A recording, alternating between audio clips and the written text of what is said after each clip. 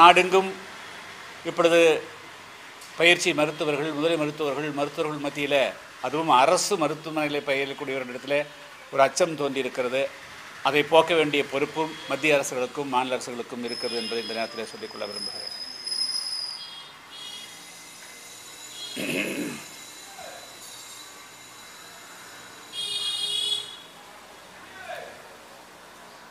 திருநெல்வேலி மாவட்டம் மாஞ்சோலை, திண்டுக்கல் மாவட்டம் ஹைவேவிஸ், கோயம்புத்தூர் மாவட்டம் வால்பாறை முடிஸ், நீலகிரி மாவட்டம் குன்னூர், கோத்தகிரி, கூடலூர், அதேபோல் சேலம் மாவட்டம் ஏற்காடு உள்ளிட்ட பகுதிகளில் இருக்கக்கூடிய வனப்பகுதிகளில் தேயிலை, காப்பி, ஏலம், மிளகு உள்ளிட்ட பயிர்கள் செய்யக்கூடிய தொழிலில் ஏறக்கூடிய 10 லட்சம் தொழிலாளர்கள் ஈடுபட்டு வருகிறார்கள். இவர்கள் அனைவருமே 1929 வாக்கில் தமிழகத்தினுடைய பல்வேறு மாவட்டங்களிலிருந்து கட்டாயப்படுத்தி, வற்புறுத்தி, அடித்து, உதைத்து அவர்கள் அந்த பகுதிக்கு எடுத்து செல்லப்பட்டவர். இப்படித்தான் மாஞ்சோலை, திருநெல்வேலி மாவட்டம் அம்பாசமுத்திரம் தாலுகாவில் இருக்கக்கூடிய மாஞ்சோலை பகுதியில்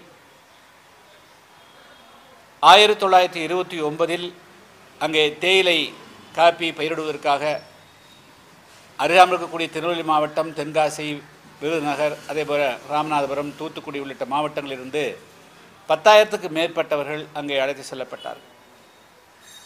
அவர்கள்தான் கொடிய விலங்குகளுடைய அந்த தாக்குதலிலிருந்து பல பேர் உயிரிழந்து, பாம்புக்கடி, தேள்கடி, அட்டைப்பூச்சிகள் இதுபோன்று பல்வேறு விதமான தொல்லைகளுக்கு ஆட்பட்டு அந்த காடுகளை திருத்தி தேயிலையும் காப்பியும் உருவாக்கி அது அந்நிய செலவாணியாக உருவெடுத்தது.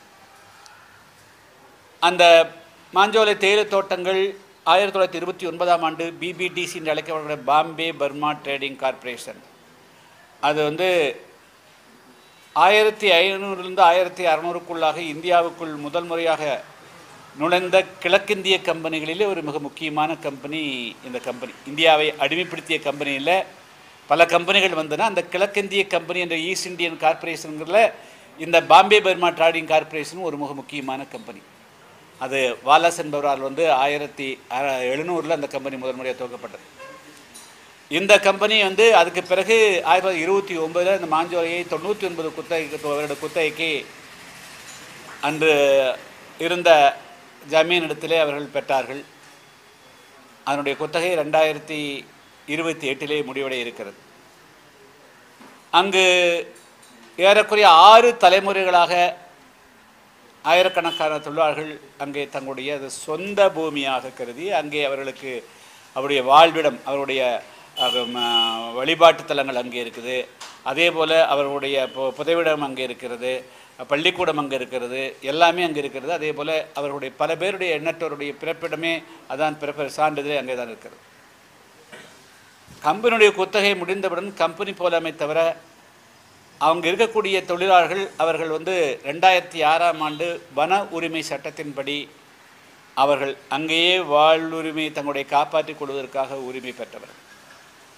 ஆனால் இதை மறுத்துவிட்டு, இதை மறைத்துவிட்டு அவர்களை வெளியேற வேண்டும் என்று அந்த கம்பெனி மூலமாக கம்பெனியை முன்னால் நிறுத்தி தமிழ்நாட்டினுடைய வனத்துறை ஒரு தவறான செயலை செய்து வருகிறார்கள். அவர்கள் அங்கேயே வாழ்ந்து அந்த வனத்தையும் பாதுகாப்பதற்கும் அங்கு இருக்கக்கூடிய வனவிலங்கையும் பாதுகாப்பதற்கு உண்டான கடமைப்பட்டவர்கள். என்று சொன்னால் இந்தியாவில் ஏறக்குறைய 22.5% மக்கள் இன்னும் காடுகளுக்குள்ளே வாழ். சத்தீஸ்கர் மாநிலத்தில் பெரும்பாலும் 60%க்கு மேற்பட்டவர்கள் காடுகளே வாழ்றாங்க. நார்த் ஈஸ்ட், அதே போல் ஜார்க்கண்டில் இங்கெல்லாம் அது மலையகத்தை சார்ந்த ஸ்டேட்டே மலையகத்தை சேர்ந்தது. இப்போ மேகாலயா, மணிப்பூர், மிசோரம் போன்ற பகுதிகள் எல்லாமே மலையகம்தான் நம்முடைய வாழ்விடம். எனவே அங்கெல்லாம் மக்கள் அங்கே இருந்து, அங்கே யானை இருக்குது, அங்கே நம்முடைய டைகர் புலிகள் அங்கே இருக்கிறது. பெங்கால் டைகருங்கிறதே அஸ்ஸாமு அந்த கிழக்கு மாநிலங்கள் தான் இருக்கிறது.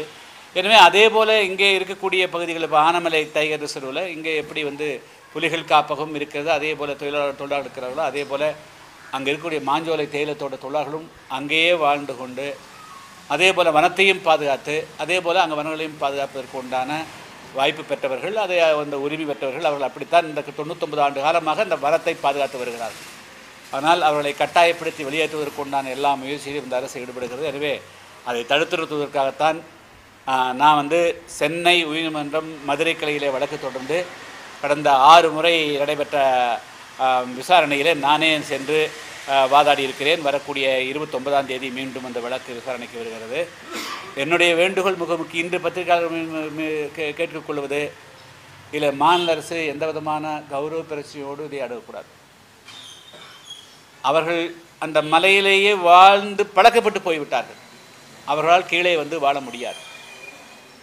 அவர்கள் அந்த நிலத்தை சொந்தமாக கேட்கவில்லை. அதை பயன்படுத்தி எப்படி தேயிலை காப்பி போடப்பட்டதோ அதே போல் அதை பயன்படுத்தி வாழ்வதற்கு உண்டான அந்த உரிமை மட்டும்தான் கேட்கிறார்கள்.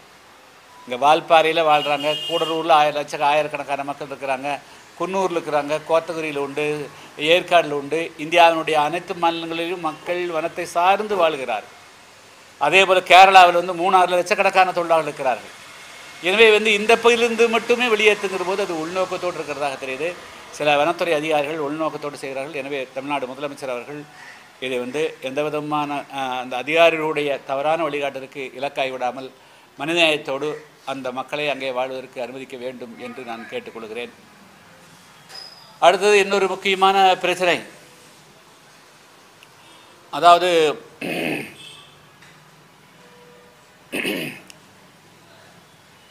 இந்திய அரசியல் சாசனம் உருவாக்கப்பட்ட பொழுது கல்வி மற்றும் வேலைவாய்ப்பில் பின்தங்கிய மக்களுக்கு, education socially and educational backward, கல்வி ரீதியாக சமுதாய ரீதியாக பின்தங்கிய மக்களுக்கு கல்வி மற்றும் வேலைவாய்ப்புகளில் உரிய போதிய பங்களிப்பு செய்ய வேண்டும் என்பதற்காகத்தான் அரசியல் சாசனத்திலேயே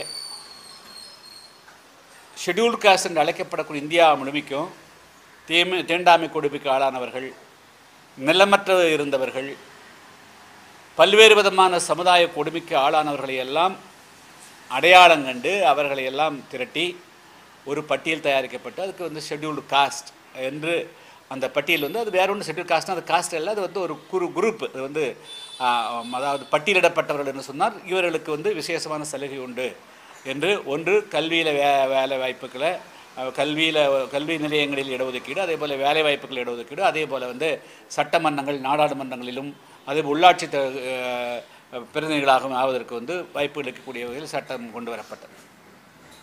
அந்த வகையில் தமிழ்நாடு மத்திய அரசில் 15% ஷெட்யூல்டு காஸ்ட்டு, பழங்குடியினருக்கு 7.5. எனவே மத்திய அரசினுடைய அனைத்து துறைகளிலும் 22.5% இடஒதுக்கீடு உண்டு.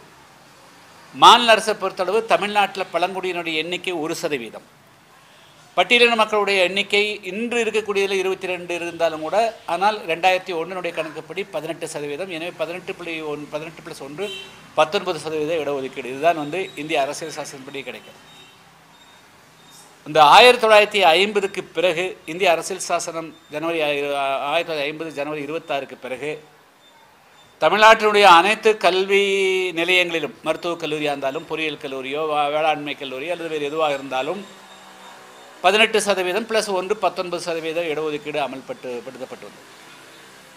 அதே போல் அரசனுடைய 56 துறைகளிலும் இப்போ மருத்துவத்துறையோ வருவாய்த்துறை, கல்வித்துறை, காவல்துறை, வேளாண்மைத்துறை என்று அழைக்கப்பட 56 துறைகள் இருக்குது. இந்த 56 துறைகளிலையும் அந்த 19% இடஒதுக்கீடு கொடுக்கப்பட வேண்டும் என்பது சட்டத்தில் உள்ள விதிமுறை.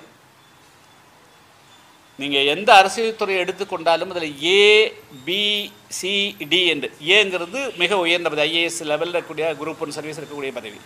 அதுக்கடுத்து அப்படி இன்னொரு ஸ்டேட், அதுக்கடுத்து 3-4 கிரேட் 4 அப்படிங்கிறது தான் அந்த ஆஃபீஸ் அசிஸ்டண்ட்டு, ஜூனியர் கிளர்க்கு, அதே போல் வாட்ச்மேன், இது போல் இருக்கக்கூடியது எல்லாமே இந்த மீனியல் ஜாப்ஸ் எல்லாம் இருக்கக்கூடியது குரூப் 4க்குள்ளே வந்துருங்க. நாங்கள் 1996 ஒரு கணக்கெடுப்பு நடத்தப்படி பார்த்தா அந்த ஏபிசியில் 3% தான், ஒரு உயர் பதவியில் 3% மட்டும்தான் நிரப்பட்டதை தவிர அந்த 18%ங்கிறது ஓன்லி குரூப் 4 கடைநிலை ஊழியர்களில் மட்டும்தான் 18% நிரப்பப்பட்டிருந்தது. இன்று வரையிலும் இருக்கக்கூடிய நிலைமை அதுதான்.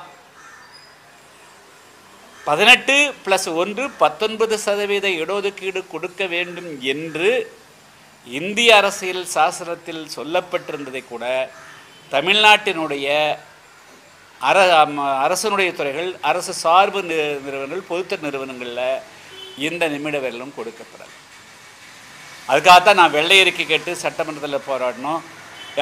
அன்றைய ஆதரவுத்துறை அமைச்சராக இருந்த செல்வராஜுடைய தலைமையில் கிருஷ்ணதாஸ் காந்தி செயலாளர், நான் உட்பட 10 சட்டமன்ற உறுப்பினர்கள் ஏறக்குறைய 6 மாத காலம் அப்பொழுது தமிழ்நாட்டில் 13 பல்கலைக்கழகங்கள் எல்லாத்தையும் ஆய்வு செஞ்சதில் தான் 3.5 லட்சம் பணியிடங்கள் பின்னடைவு பணியிடங்கள் எஸ்சி எஸ்டிக்கு பிறப்ப வேண்டியது என்று கண்டறியப்பட்டது. அதை நிரப்ப சொல்லி பல போராட்டங்கள் நடத்தணும்.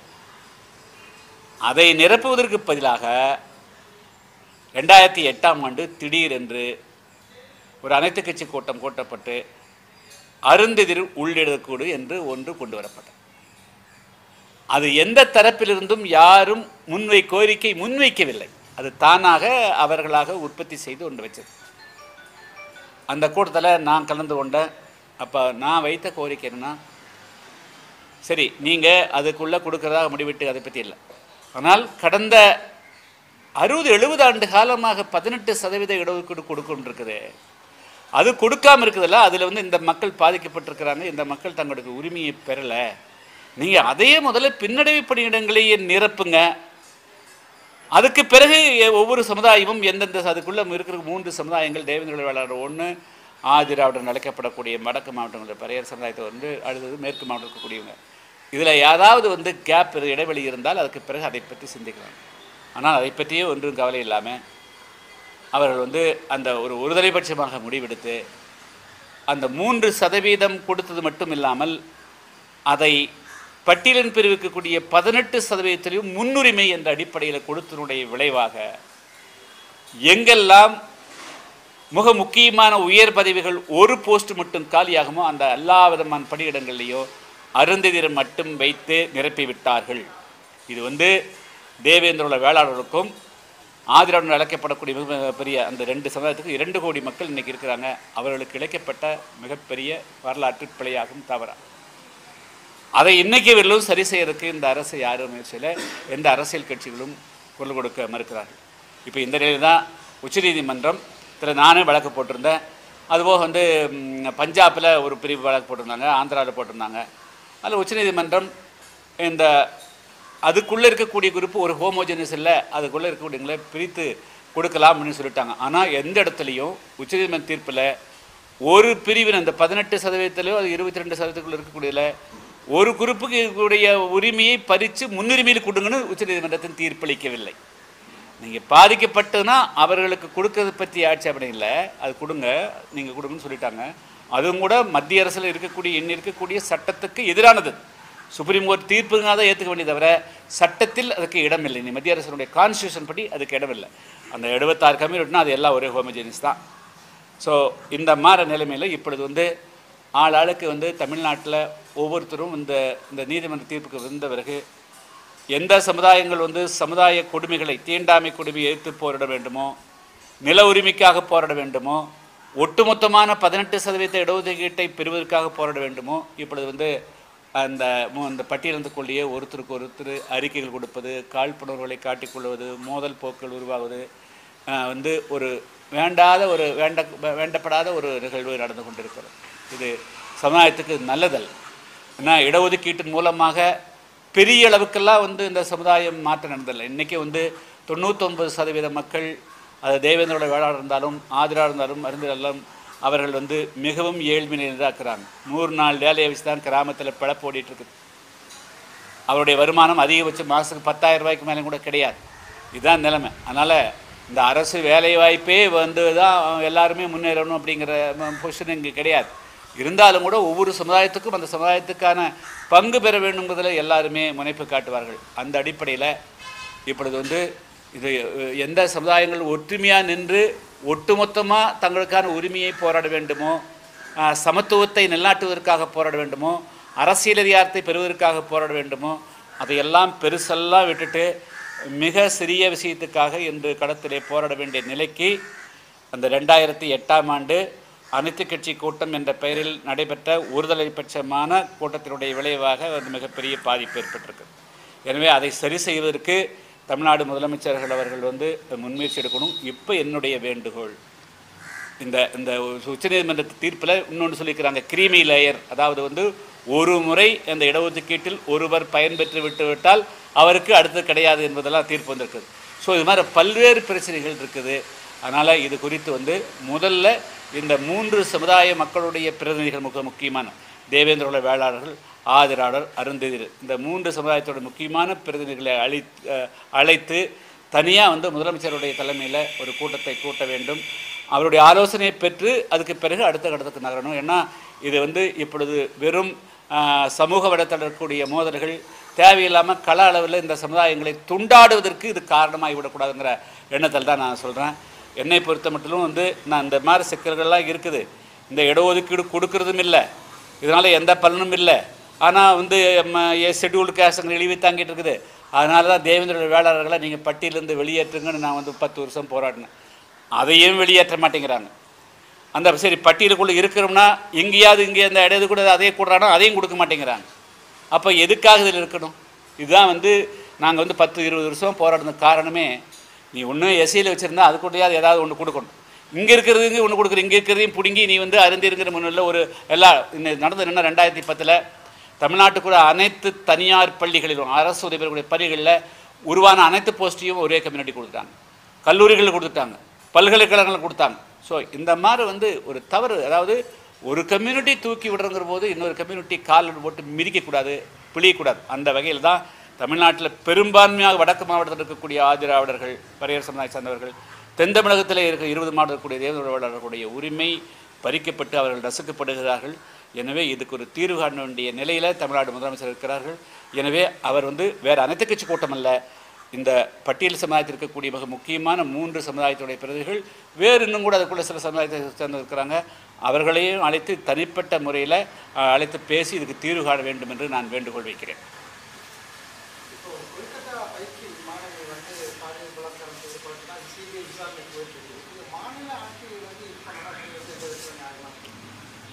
இல்லைங்க, அதாவது அங்கே பல சம்பவங்கள் வந்து நடக்குதுங்க. இப்போ வந்து தமிழ்நாடு, அதாவது அங்கே அது எந்த விதத்தில் வந்து காவல்துறை கட்டுப்பாட்டில் வச்சுருக்கிறது மமதா பானர்ஜிகிட்ட இருக்குது. அந்த ஐஜிஆர் கூடிய கமிஷனர் போலீஸ் மேலே தான் குற்றச்சாட்டு இருக்குது. அவர் வந்து ஐஜிஆர் இன்டெலிஜென்ட்டாக இருக்கிற போது டெல்லி நிர்பயா வழக்கில் வந்து அவர் முறையாக கையாளின்னு ஒரு குற்றச்சாட்டு இருக்குது. இப்போ இவங்களே ஆர்ப்பாட்டம் எடுத்தாங்கன்னா என்ன எடுத்தது? அதாவது பல சம்பவங்கள் இதுபோல் வந்து எத்தனை வந்து தேர்தல் நேரத்தில் பார்த்தீங்கன்னா வெட்டு குத்து. இன்றைக்கி இந்தியாவில் அதிகமான வந்து வன்முறை நடக்கக்கூடிய மாநிலமாக வெஸ்ட் பெங்கால் போயிருக்கு. ஸோ அதனால் நான் வந்து கலைஞர்களை 6 மாதத்துக்காவது வந்து ஒரு சஸ்பெண்டட் அனிமேஷனுங்கிற மாதிரி ஒரு அதை வந்து மாநில அரசு ஜனாதிபதி கையில் எடுத்து அங்கே வந்து எல்லா ஒரு அதுக்காக நான் வந்து முற்றாக கலைச்சர் சொல்ல 6 மாதத்துலேருந்து 1 மாதம் எல்லாம் முழுமையாக சரி செய்ய வரலும் வச்சது தப்பு இல்லைங்கிறது என்னுடைய கருத்து. இல்லை மணிப்பூருக்கு நான் கடுமை இல்லை, மணிப்பூருக்கு நான் அமைதியாக இல்லை. ஐயோ தயங்குறதெல்லாம் ஒன்றுமே இல்லை, எப்பவுமே தயக்கமே எப்பவுமே உண்மையே ஒன்று.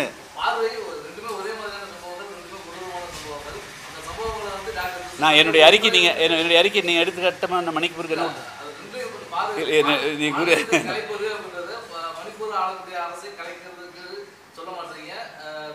இல்லை இல்லை அப்படி அந்த அந்த அந்த அல்ல அந்த மாதிரி பாகுபாடு இல்லை. அதாவது வந்து அங்கே வந்து நடந்தது வந்து 2 குரூப்புக்கு வந்து மோதல், மெய்தி குரூப்புக்கும் இன்னொரு குரூப்புக்கும் வந்து 2 பேரும் வாரிங் குரூப்ஸ், 2 சமுதாயங்கள். இதே மாதிரி இந்த இடஒதுக்கீடு பிரச்சனையில் ஒன்றை கொண்டு வந்து பட்டியலில் சேர்த்தனா பழங்குடியில் சேர்த்தனால் ஏற்பட்ட பிரச்சனைகள் இல்லை இல்லை அதாவது இல்லை நான் அதாவது அதான் சொன்னேன். அங்கே வந்து 2 குரூப்புக்கும் வாரிங் குரூப்ஸ், அது வந்து நானா நீயா அப்படின்னு மோதல் நடந்த அது. அதுலேயும் நான் கடுமையாக சொல்லியிருக்கிறேன், நீங்கள் வேணும் அறிக்கை எடுத்து படித்து பாருங்கள். இதில் எனக்கு மணிப்பூர் மேலே வந்து வெஸ்ட் பெங்கால் மேலே வந்து 10 காழ்ப்புணர்வு அது மேலே அப்படியெல்லாம் ஒன்றும் இல்லை. நான் பொதுவாக வந்து இந்தியாவில் இந்த மாதிரி வந்து ஒரு வன்முறைகள் நடக்கிறது எந்த விதத்திலும் நியாயம் இல்லை, அது கட்டுப்படுத்தணுங்கிறதா சொல்கிறேன். அதுவும் கூட இந்த அரசு முற்றாக்கல் ஒரு 6 மாதத்துக்கு வந்து சஸ்பெண்டட் அனிமேஷனில் வைங்க, அப்போ தான் வந்து இனிமேல் சட்ட ஒழுங்கை முறையாக பாதுகாப்பாங்க. இன்றைக்கும் கூட தமிழ்நாட்டிலையும் கூட சொல்லியிருக்கிறாங்க, அந்த இங்கே கூட தான் நடக்குது. தமிழ்நாட்டில் வந்து இந்த நிலங்களை அடிப்படையாக வச்சு கொலை கொள்ளை எல்லாம் நடக்குது, இதில் காவல்துறை சரியாக விசாரிக்கலைங்கிற குற்றச்சாட்டு வருது. இந்த மாதிரி மாநில அரசுகள் வந்து தன்னுடைய அதிகாரத்தை கையில் வச்சுட்டு இருக்கிற போது தவறு செய்கிற போது அப்புறம் மக்களுக்கு எங்கே போகிறது? இப்போ ஆம்ஸ்டாங்கினுடைய கொலை வழக்கு எங்கே கொண்டு போயிட்டு இருக்குதுங்க? மண் பொண்ணு இது பொண்ணு அடிப்படையாக வச்சு நடக்குது. ஸோ இதெல்லாமே அப்போ எங்கேயோ வந்து ஒரு சின்ன தவறு நடக்கிறதா இந்த பிரச்சனை நடக்குது. அதனால் வந்து இது ஒரு எச்சரிக்கையாக தான் சொல்கிறேன். அதாவது அந்த அரசை கலைத்து விட வேண்டும் என்று நோக்கத்தில் இல்லை. இந்த மாதிரி வைக்கிற காரணம் மாநில அரசுகள் சட்டத்தினுடைய ஆட்சியை சட்டப்படி நடத்தணும். தங்களுடைய சுயநலத்துக்காகவோ தங்களுடைய கட்சிக்காரர் சார்ந்தவர்களுக்காகவோ எதிலே விதிவிலக்கு அளிக்கக்கூடாதுங்கிறது தான் நோக்கம்.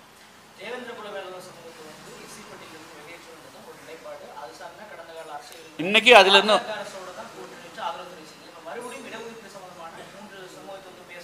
நான் என்ன சொல்றேன், எங்களை வந்து அதுலேருந்து வெளியே அனுப்பிச்சிட்டா அதோட ஒரு பெரிய கும்பிட்டு போட்டு நான் போயிடுவேன்.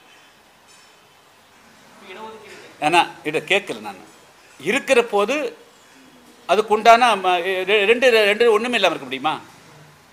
அதாவது நீங்கள் வச்சுருந்தானே இதைக்கு உண்டான பங்கை கொடுத்துருங்க. இதில் ஒரு ரைட்ஸ் இருக்குல்ல, நான் அங்கே போனால் இன்னொரு ரைட்ஸ், நான் எம்பிசிக்கு போனாலும் பிசிக்கு போனாலும் ஓசிக்கு போனால் கூட எங்களுக்கு உண்டான வாய்ப்பு இருக்கும்ல. இங்கே ஒன்றுமே இல்லாமல் இருக்கக்கூடாது. நீங்கள் ஆதாரத்தால் கொடுங்க. இல்லை இல்லை அதாவது இல்லை இல்லை அதாவது நாம் வந்து அனுமானத்திலும் போலியான பராபர சிந்தனையோடும் பேசக்கூடாது. நான் என்னுடைய கொஸ்டின் நீங்கள் வந்து 18% நீங்கள் ஏன் கொடுக்கலன்னு கொஸ்டின், அதுக்கு உங்களுடைய பதில் வேணும். நான் வந்து அருந்திற்கு கொடுக்கக்கூடாதுன்னு இன்றைக்கி வெளியே திரும்பி சொல்லலை. ஆனால் அது தேவேந்திர வேளாளருக்கோ ஆதிரோட கொடுக்கக்கூடிய இடத்த கொடுக்காத, அந்த 3% கொடு, 3 தாண்டி 15 எடுத்துக்காதீங்கிறத என்னுடைய கொஸ்டின். இங்கே பாருங்க, அதுக்குள்ளே இல்லை இல்லை அதாவது 3 கொடுக்கறதுக்கு ஆட்சேபனை இல்லை, முழுசாக கொடுக்கறது தான் பிரச்சனை. இல்லை இல்லை அதாவது இல்லை அதாவது சரி சரி ஏன் இல்லை இல்லை இங்கே பாருங்க, இல்லை குருசாமி இங்கே பாருங்க, அதாவது நாம் பேசுவது வந்து நீங்கள் விட்டு ஒரு சொல்யூஷன் பேசணும். 18% கான்ஸ்டியூஷன் இட ஒதுக்கீடு உண்டா இல்லையா? உண்டு. இங்கே பாருங்க, எல்லாம் உண்டா. 18% வேலை வாய்ப்பு கொடுக்கணும்ல, வேலை வாய்ப்பில் உண்டா இல்லையா? கல்வித்துறையில் உண்டா இல்லையா? கல்வித்துறை இல்லாமல் எப்படி இருக்கும்? நீங்கள் டைரக்டர்லேருந்து எடுத்துக்கங்க. நீங்கள் ஏன் ஒன்று பகுதி தேவேந்திர வேளாளர் என்னாச்சு, ஆதிராளர் என்னாச்சு, ஏன் நீங்கள் அதை மட்டும் பேசுறீங்க? நீங்க அங்கேயும் மறுத்து இருக்கிற அங்கே இல்ல யார் சொன்னாங்க அப்படின்னு உங்களுக்கு தெரியுமா? வந்து எத்தனை டாக்டர் இருக்காங்க அந்த பட்டியலையும் அவங்ககிட்ட தான் கேட்கணும், அரசாங்கத்துக்கு கேளுங்க. இல்லை அதாவது இல்லை இல்லை குருசாமி உங்களுடைய போல இருக்கிற நோக்கம் வந்து 18% கொடுக்கக்கூடாதுங்கிற நோக்கம்தான். பல பேருடைய நோக்கமே இந்த இல்லை இல்லை நீங்கள் எல்லாம் வந்து புரட்சி, நீங்கள் இல்லை குருசாமி போன்றவர்கள் வந்து புரட்சி பேசுவீங்க, முற்போக்கு பேசுவீங்க. ஆனால் தேவேந்திர வேளாளருக்கு இடையூறு கிடைக்குன்னா உங்களுக்கெல்லாம் காழ்ப்புணர்வு பொச்செறி, உங்களுக்கு அவ்வளோதான் சொல்ல முடியும். அதுதான் வார்த்தை சொல்ல முடியும். உங்களுக்கு என்னென்ன வந்து ஏன்னா அது பயன்படுத்த கொண்டு போகிறீங்க நீங்கள் நான் இதனால் வெளியில் பயன்படுத்துனதில்லை. நான் 18% இடஒதுக்கீடு கொடுக்கலன்னு சொன்னால் நீங்கள் அதை பற்றி பேசணுமில்ல. நீங்கள் மீண்டும் எங்க 18% கொடுத்தா தாங்க போய் உள்ளே வர முடியும். 18% என்னாச்சுன்னு கேட்டால் அதுக்கு போய் சொல்லுங்கள். What has happened to 18%? இன்றைக்கி தமிழ்நாடு அரசு நீங்கள் வந்து எல்லாம் கம்ப்ளீட்டாக ஃபுல்லாக வந்து நீங்கள் வந்து தமிழ்நாட்டுக்குடைய அனைத்து அரசுடைய வெள்ளை அறிக்கை கொடுங்க. இப்போ 2021 ஆட்சிக்கு வந்த பிறகு எத்தனை பணியிடங்கள் கொடுத்துக்கிறீங்க, அதில் தேவேந்திர வேளாளர் ஆதிராளன் கொடுங்க. நீங்கள் அதை கொடுக்கறதுக்கு அதை கேட்க மாட்டேங்கிறீங்க, ஒரே கம்யூனிட்டி பிடிச்சிக்கிறீங்க. இவங்க மெஜாரிட்டி இருக்கிறாங்க, இவங்களுடைய இது என்னங்காச்சு? நீங்கள் அப்படியெல்லாம் பேச வைக்கிறீங்க. அப்படி பேசினா தான் உங்களுக்கு நீங்கள் இது பண்ணுறீங்க. நீங்கள் உங்களுக்கு வந்து என்னைக்காவது நீங்கள் பேசிக்கிறேன், நான் எத்தனை வருஷம் பேசுகிறேன் பேக்லாக் என்னாச்சுன்னு சொல்லிட்டு. தமிழ்நாட்டில் வந்து இப்போ போக்குவரத்து கழகம் இருக்குது, எத்தனை போக்குவரத்து இருக்குது? 7 மண்டலம் இருக்குது, 7 இருக்குது. 7ல் ஒரு ஜெனரல் மேனேஜர் உண்டா, ஒரு டெப்டி மேனேஜர் உண்டா, ஒரு அசிஸ்டன்ட் மேனேஜர் உண்டா, ஒரு பிரான்ச் மேனேஜர் உண்டா? ஏன் அதெல்லாம் நீங்கள் வந்து பேச மாட்டேங்கிறீங்க?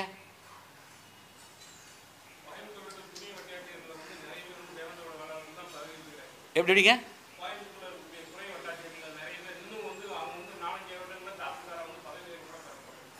அதாங்க 500 மேலே பிடிஓ ஆஃபீஸ் இருக்குது. எப்படிங்க எப்படிங்க நான் ஒரு துறை நான் அந்த 56 துறையிலையும் சொல்கிறேன். நான் இங்கே வர 56 துறையிலையும் என்னங்கிறது தான் கேட்குறேன். 56 துறையிலையும் நீங்கள் வந்து வெள்ளை அறிக்கை கொடுத்துக்கிட்டு நான் பேசாமல் இருக்கிறேன்.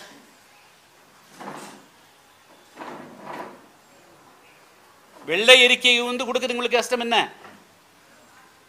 அதாவது ஒன்று சொல்கிறேன், குருசாமிக்கு தான் சொல்கிறேன். 97 சுந்தர்லிங்கம் போக்குவரத்து கழகம் பேர் வைக்கிற போது வந்து அது பேர் வைக்கக்கூடாதுன்னு எடுத்தாங்க. அப்போ என்ன போராட்டத்துங்க சிவகாசி மையமாக வச்சு எஸ்சிக்கு உண்டான ரிசர்வேஷன் ரத்து பண்ணு தான் வச்சாங்க. எங்கிருந்து வருது இந்த உணர்வு வருது?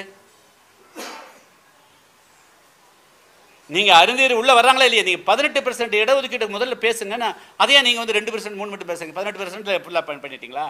நீங்கள் கொடுத்துருங்க. அதுக்கு பிறகு அவங்க வந்து நாங்கள் எல்லாரும் தாராளமாக கொடுங்க. நான் கேட்குறேன், இப்போ ரெடி நீங்கள் தாராளம் பேசுகிறீங்களே, முன்னுரிமை கொடுக்குற போது பிசியிலேருந்து 1%, எம்பிசிலேருந்து 1 எடுத்து, ஓசிலேருந்து 1 எடுத்து கொடுக்கலாமா?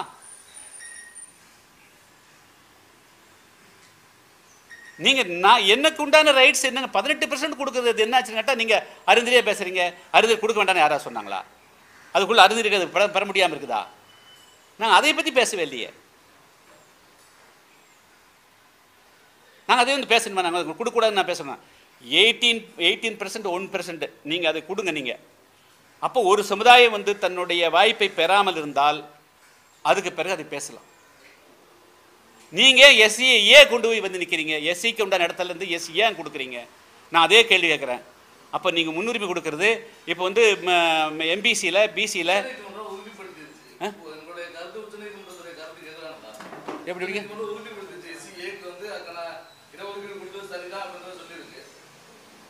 இல்லை? இங்கே பாருங்கள், நான் இப்போ என்ன பேச வர்றேன், நீங்கள் தமிழ்நாட்டில் 18% இடஒதுக்கீடு உண்டா இல்லையா? உண்டா இல்லைங்களா? இல்லை நீ இடஒதுக்கீடு 18% இடஒதுக்கீடு உண்டா இல்லையா? அந்த இடஒதுக்கீடு 18% காட்டுங்கன்னு சொல்கிறேன். நீ கொடுத்தது காட்டுங்கன்னு சொல்கிறேன். 18% நீங்கள் ஏன் கொடுக்க மாட்டேங்கிறீங்க? அப்போ 18% நீங்கள் இவங்களுக்கு கொடுக்க வேண்டாம். நீங்கள் அருந்திற்கு உள் பேசுவது மூலமாக பிற சமுதாயத்தினுடைய இடஒதுக்கீட்டை நீங்கள் மறைக்கிறீங்க, நீங்கள் அதை பிடுங்குறீங்க, நீங்கள் அதை காலி பண்ணுறீங்க. அருந்திற்கு கொடுத்து போட்டு மற்ற இடஒதுக்கீடு காலி பண்ணுறது உங்களுடைய நோக்கமாக இருக்குது. அதான் நான் சொல்கிறேன். நான் உங்களுக்கு நோக்கம் வந்து இந்த எஸ்சிக்கு கொடுக்குற இடஒதுக்கீட்டுக்கு பல பேருக்கு வந்து எதிர்ப்பு இருக்குது. அவங்க இடஒதுக்கீடு கொடுத்தது பிரார்த்தனத்தில் ஏற்றுக்கல. அதுதான் வந்து மனசுக்குள்ளே வருது உங்களுக்கு. நீங்கள் அருந்ததி பேசுகிற முடியுங்கன்னா நீங்கள் ஆதிராவதற்கும் தேவனுக்கும் எதிரான சிந்தனையோடு தான் பேசுகிறீங்கன்னு அர்த்தம். நான் ஒன்றும் அப்படி சொல்ல, அருந்ததி கொடுங்கன்னு தான் சொல்கிறேன். ஆனால் நீங்கள் எஸ்சியை கொண்டு போய் முன்னுரிமை நீங்கள் பாருங்கள் என்ன படிக்கிறது பாருங்கள். அது வச்சிருக்கிற ஆதாரம் நீங்கள் படித்து பாருங்கள். நீங்கள் எல்லாம் படிக்கிறதே இல்லை, அதுதான் பிரச்சனை. நீங்கள் வந்து நாங்கள் 18% நீங்கள் வந்து இன்றைக்கி கொடுங்க. இந்த இன்றைக்கி வந்து 2021 வந்தீங்க, 3 வருஷம் ஆச்சு. 3 எத்தனை போஸ்ட் கொடுத்தீங்க? தேவேந்திர ஆர்டருக்கு என்னென்ன உயர் பதவி கொடுத்துக்கிறீங்க? ஆதிரா ஆர்டருக்கு பிஆருக்கு எவ்வளோ கொடுத்துக்கிறீங்க சொல்லுங்கள்.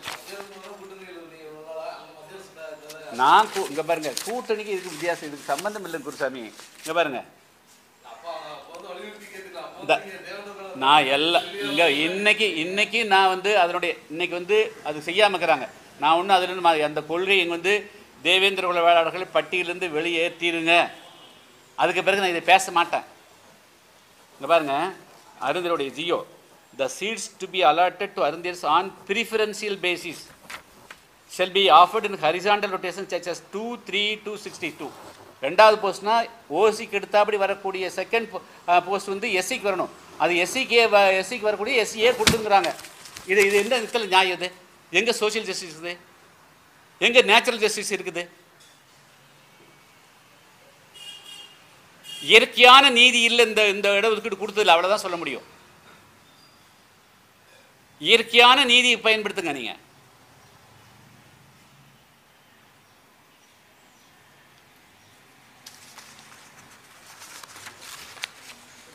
எல்லாரும் வந்து எஸ்சிக்கு ஒன்று போயிட்டுனா அது வந்து அந்த கால்புறத்திலே பேசணும். எப்படிங்குது நீங்கள் அருந்ததி கொடுக்கூடாது, நாங்கள் எங்கே யாரும் இது பண்ணுமா? அந்த இன்னைக்கு வரலும் சொல்கிறேன், அருந்ததிக்கு 3% கொடுக்கறதுக்கு எனக்கு எந்த இதுவும் கிடையாது. ஆனால் அதையும் கூட பல பேர் எதிர்ப்பு தெரிவிக்கிறாங்க. நான் என்னுடைய ப்ராக்டிக்கலாக நான் வந்து அதுக்கு அதை ப்ரிஃபரன்சியல் கொடுத்து பிற பிரிவினருக்கும் கொடுக்கக்கூடிய உரிமையை பறிக்கக்கூடாது. உரிமையை முன்னுரிமை கொடுக்காது. இவ்வளோதான் என்னுடைய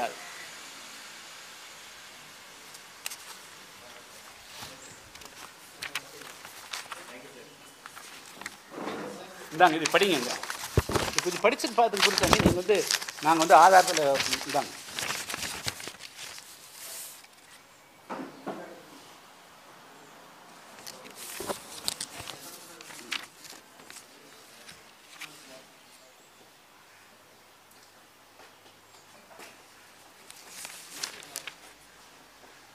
ஸ்பெஷல் ரிசர்வேஷனுங்கிறது அதில் வந்து in exercise of the powers conferred by subsection 3 of section 1 of the Tamil Nadu Arundhati special reservation of seats in education institute. The special reservation ங்கிறது தான் ஆபத்தான்.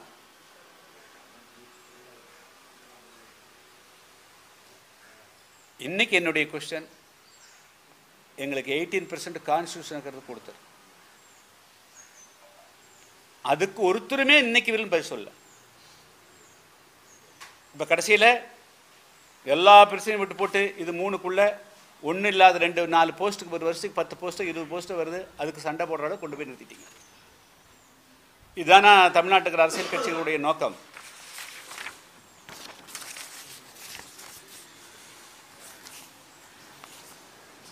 இதை கொஞ்சம் எழுதுங்க. நீங்கள் வந்து நாங்கள் என்ன சொல்கிறதுன்னு எழுதுங்க. கிவஸ் 18% கொடுத்துருங்க, அவ்வளோதான். அது தமிழ்நாடு கவர்மெண்ட் இப்போ வந்து வன்னியருக்கு வந்து இன்னும் கவர்மெண்ட் கொடுத்தீங்களா, அதே மாதிரி வந்து எல்லா போஸ்ட்டும் நீங்கள் கொடுக்கலாமில்ல, ஆர்டிஐ போட்டு கொடுக்கலாமில்ல, வேறு ஒன்றும் பெரிய விஷயமே கிடையாது, எல்லாமே தகவல் இருக்குதில்ல. இது கொடுத்துட்டீங்கன்னா அப்புறம் அதுக்கு மாதிரி யாரும் பேச முடியாது.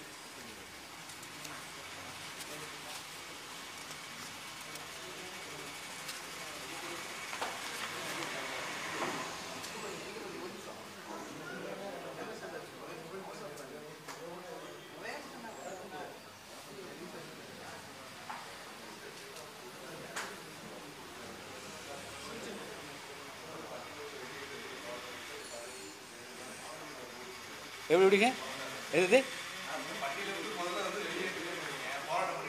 ஆமாம், இப்போ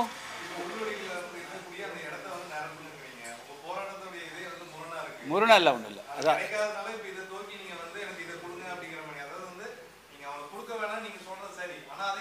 கொடுக்க வேண்டாம்னு சொல்ல.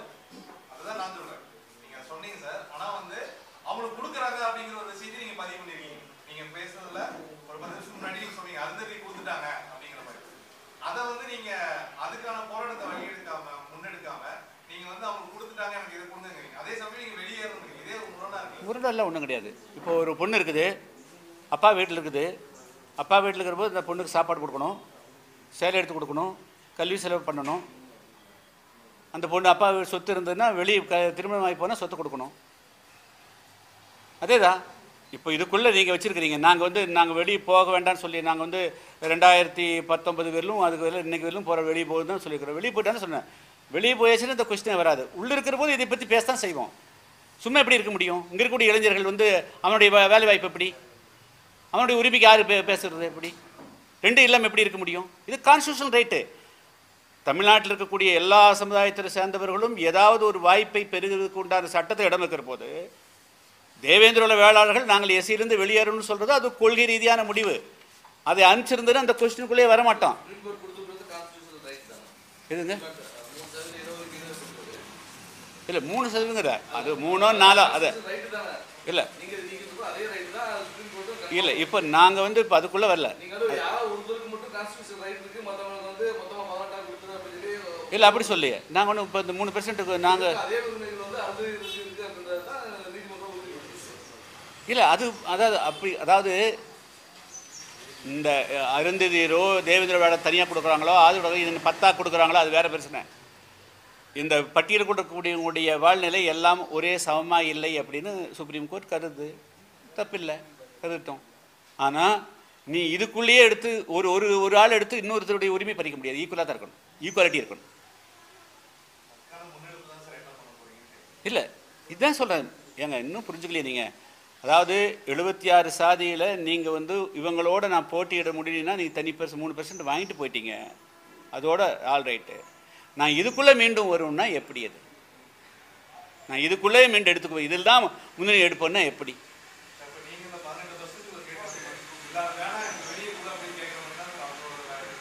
18% நான் கேட்கலையே எப்போ? இல்லை நான் கேட்கல. இல்லை தம்பி நான் என்ன வரும் ம் அது அது பார்த்தா அது வந்து நாங்கள் வந்து அதை பற்றி இப்போ பேச வேண்டியதே இல்லை இல்லை அதில் என்ன பிரச்சனை தரும் அது ரொட்டேஷன் என்ன 100 பாயிண்ட் ரோஸ்டர் என்ன படி வருது எம்பி இல்லை இப்போ பிசி முஸ்லீம்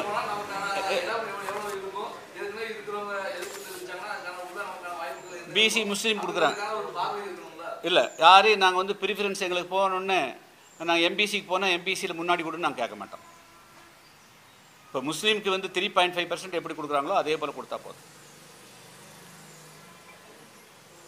நாங்கள் போய் யாருக்கு முன்னாடி வந்து எங்களை கொடுங்கன்னு நாங்கள் யாரும் கேட்க மாட்டோம். அப்படி கொடுக்கல இல்லை அப்படி கொடுக்கலைங்க குருசாமி, அந்த மாதிரி கொடுக்கல. முஸ்லீம் 3.5% முஸ்லீம்ஸ் வந்து மீதி இருக்கக்கூடியதில் போட்டியிட முடியாது. அதுக்கு தயவு கூர்ந்து நீங்கள் புரிஞ்சுக்குங்க, போய் படித்து பாருங்கள். அது வந்து இப்போ புரியுதுங்களா? அந்த 3 எல்லாம் வந்து பிசி முஸ்லீம்ஸ் ஒன்லி அந்த 3.5 தான் போட்டியிட முடியும். ரெஸ்ட் ஆஃப் த பிசிக்குள்ளே அவங்க போட்டியிட முடியாது. ஆனால் இவங்க என்ன செய்கிறாங்கன்னா எஸ்சிஏவை ரெஸ்ட் ஆஃப் த எஸ்சியில் கொண்டு வந்து அதில் ப்ரிஃபரன்ஸ் கொடுக்குறாங்க. இதை நான் உங்களுக்கு என்ன இதுக்கு மேலே என்ன சொல்கிறதுன்னு தெரியல. இட் இஸ் அதாவது டிவைடுனா நீங்கள் 3ன்னு தனி வெளியே கொடுத்துருங்கிறது, உள்ளே கொண்டு வந்து கொடுக்க ப்ரிஃபரன்ஸ் கொடுக்குறாங்க. இந்த preference is the problem. SC அருந்திரு ப்ரிஃபரன்ஸ் ஓவர் அதர் எஸ்சிஸ். மற்ற எஸ்சி வந்து இப்போ வந்து ஒரு இடத்துக்கு வந்து 10 இடம் காலி இருக்குன்னா 10 அருந்தீர் வந்தாங்கன்னா 10 அருந்தீருக்கு தான் போகும் இந்த சட்டப்படி. அது நியாயமா? அது ஒரு 10 எஸ்சி போஸ்ட்டுன்னு வச்சுக்கோங்க, 10 அருந்தீர் வந்துட்டாங்கன்னா 10 அருந்தீருக்கு தான் போகுமே தவிர ஒரு 3 போகாது. இப்படி தான் அந்த சட்டத்தில் இடம் இருக்குது. இப்படி தான் இன்னைக்கு கொடுத்துட்டு இருக்கிறாங்க.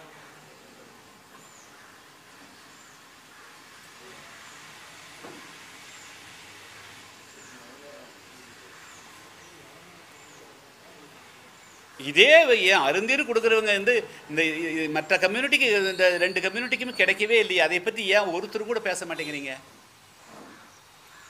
ஒரு முக்கியமான போஸ்ட்லையும் கூட இல்லையே, ரூலிங் போஸ்ட் ஒன்று இடத்துலையும் கூட இல்லையே.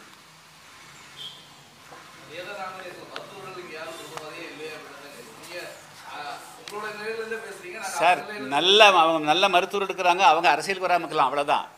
ஆச்சா, அவங்க அரசியலுக்கு வராமல் இருக்கலாமே தவிர அருமையான மருத்துவர்கள்லாம் இருக்கிறாங்க, பல இடங்கள் இருக்கிறாங்க. சேலத்தில் இருக்கிறாங்க, கோயம்புத்தூர் இருக்கிறாங்க, இப்போ மதுரையில் இருக்கிறாங்க, எல்லாம் இருக்கிறாங்க. அவர்கள் எங்களை போல வந்து அரசியலுக்கு வராமல் இருக்கலாம், அவ்வளோதான். எல்லாருமே எல்லா கட்சியிலுமே மருத்துவராக வராங்க. இப்போ வன்னியரில் வந்து கூடிய எல்லாருமே அரசியலுக்கு வந்துட்டாங்க. ராமதாஸ் வந்துக்கிறார். அவங்கள படித்து எத்தனையோ பேர் இருக்குது. கோயம்புத்தூருக்குள் ப்ராக்டிஸ் பண்ணிட்டுருக்கிறாங்க.